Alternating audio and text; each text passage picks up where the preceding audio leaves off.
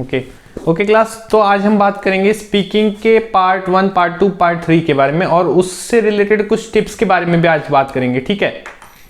तो आइल्स के 3 पार्ट्स कौन कौन से हैं? The first one is intro, where the examiner ask you about you, they ask you where you come from, what is your name, etc. and how long you been living here, what is your hometown, tell me about your hometown, tell me about a member of your family you like very much. These type of questions are asked in the part first one. So usually they ask you what is your name, tell me your full name, and they ask you where you come from.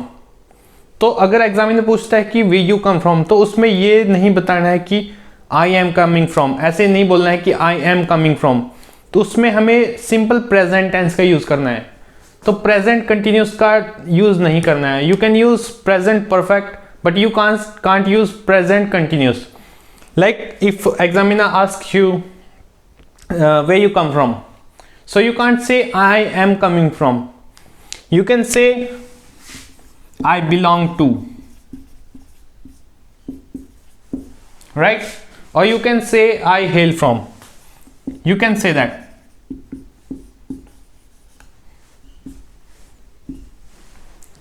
I belong to Chandigarh, I belong to Mohali, whatever you can say.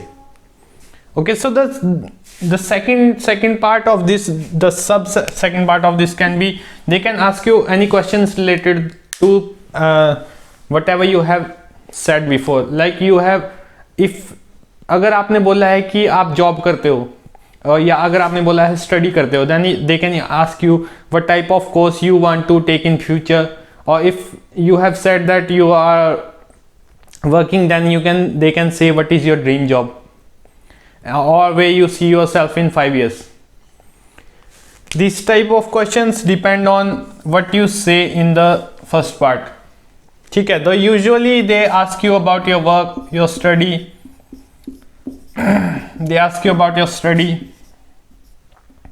Okay, they can ask you about your hobbies, they can ask you about your friends, your hometown, your relatives.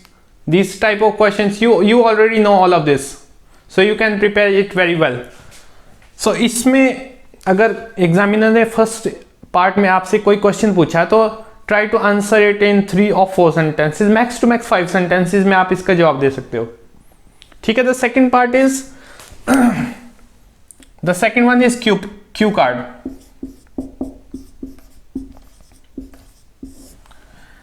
The examiner आपको एक card देगा जिसपे कोई topic होगा और उससे related कोई 1-2 bullets points उसके ऊपर लिखे होंगे। तो आपको उसके रिलेटेड एग्जामिनर को एक स्टोरी क्रिएट करके देनी है। जैसे आपसे एग्जामिनर कुछ भी पूछ सकता है, उसमें आपके पास टॉपिक आ सकता है, जैसे अगर आपके पास पेट्स का टॉपिक आ गया, तो अगर आपके पास पेट्स नहीं है तो आपको इमेजिन करना है कि आपके पास पेट्स हैं, then you have to visualise that you have pets. Examiner को ऐसे नहीं बोलना है कि मेरे पास पेट्स नहीं है या I don't like pets. You have to visualise, you have to create a story in your mind, then you have to write the bullet points on the paper, और उस पेपर को अपने सामने रखना है, ताकि जब आप बोल रहे हो तो आप उसके साथ साथ स्टोरी क्रिएट करते चलो। This is very important. See if you don't have the story, then you can just create one in your mind. Examiner को ऐसे नहीं बोलना है कि मेरे पास तो पेट्स नहीं है, या if they ask you what is your dream job, you can say anything, but it should be logical. और एक बात मैं इसमें बोलना चाहूंगा कि आपको उसके लिए 2 मिनट मिलेंगे, तो आप try to make it until 1:30, ठीक है। 1 मिनट और 30 सेकंड कम से कम बोलना, क्योंकि बहुत सारे लोग उनके पास पॉइंट्स कम पड़ जाते हैं, पर आप कोशिश करना कि आपके पास इतने बुलेट पॉइंट्स हो जाएं कि आप एटलीस्ट 1:30 तक बोल सको, ठीक। और उसमें सबसे ज़्यादा ध्यान रखने वाली बात यह है कि आपको एग्जामिनर के साथ आई कांटेक्ट बना के रखना है, और कॉन्फिडेंट रहना। आपकी आवाज़ में उतराव चढ़ाव दिखना चाहिए, उसको पता लगना चाहिए कि you are confident. Then comes the third part. Third part is also related to the second part. It's also related to the cue card. The examiner will ask you the follow-up questions regarding the cue card you have selected or you have been given. जो आपको मिला है उसके related आपसे question पूछेगा. जैसे these are also the WH questions, what, why, when, how. These are also the WH questions. अगर आपके पास टॉपिक आया जैसे पेट का मैंने बोला था, तो वो आपसे पूछ सकता है कि why do you like pets and what do you think कि लोगों को पेट्स क्यों पसंद होते हैं या पेट्स रखने का क्या नुकसान है. They can ask you anything related to these questions. These are usually 4 to 5 questions, about 7 questions, and the whole speaking part takes about 15 minutes at most. ये कोई बहुत बहुत बड़ा वो नहीं है. आप इसकी जितनी ज़्यादा प्रैक्टिस करोगे आप उतना ज़्यादा इसमें परफेक्ट होते चले जाओगे. This is very easy. Just लोग इसको थोड़ा सा कुछ ज़्यादा ही समझ लेते हैं कि पता नहीं क्या ही है ये. See the speaking part is not very difficult. It is very easy. It all depends on the repetition. Like if you repeat these questions at least the first part is very easy. देखो the intro part is about you. आपको आपसे ज़्यादा कौन जान सकता है.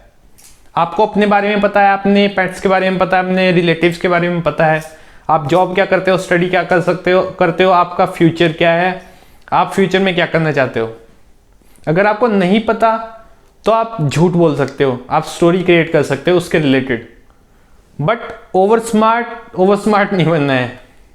देखो over smart कि आपको झूठ बोलना है, आपको स्टोरी क्रिएट करनी है, बट स्टोरी ऐसी क्रिएट करना कि जो झूठ ना लगे, बहुत ज़्यादा झूठ ना लगे.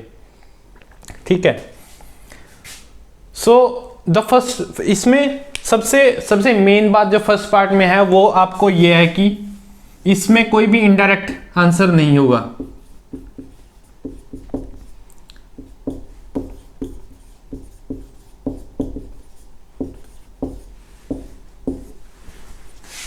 अगर आपसे पूछा कि डू यू हैव अ पेट, तो आपको ये नहीं बोलना है कि आपने पहले थीसिस स्टार्ट कर दी, उसका इंट्रो दे दिया कि नहीं pets are very important in our life, they are very good friends. आपने सीधा बोलना है कि yes I have many pets, I have 2 pets, I have a dog, I have a cat, but I like a dog very much. I like dog very much. His name is this and I like him because this. He plays with me, we go for a walk, that's why I like him. ऐसे आप points बना सकते हो, पर आपने उसके बारे में थीसिस नहीं लिख देनी. आपने शुरू में जो इंट्रो पार्ट है उसमें आपने कोई भी एक्स्ट्रा नहीं बोलना है, कोई जनरल लाइन, कोई इंट्रो नहीं बोलना है. जैसे आप ऐसे में लिखते हो ना, वैसे आपने कुछ नहीं बोलना है. और जो सेकंड पार्ट है उसमें try to make it until 1:30. इसको आप अपने जो आपको जो आपको क्यू कार्ड मिलेगा उसके हिसाब से रख सकते हैं. अगर वो प्रेजेंट में है तो आपको उसको प्रेजेंट में रखोगे.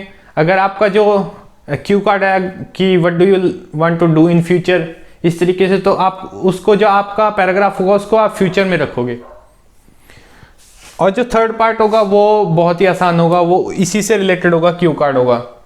And the cue card is also related to what you say in your intro.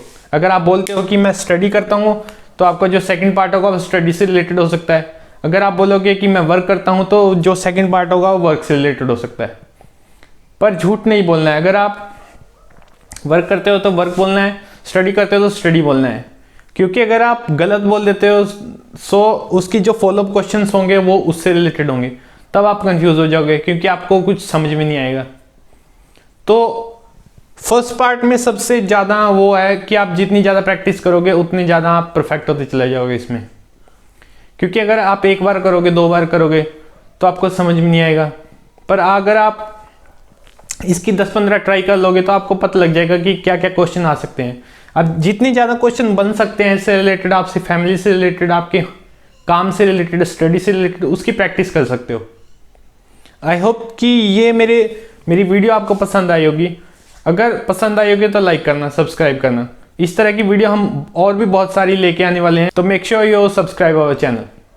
Thank you.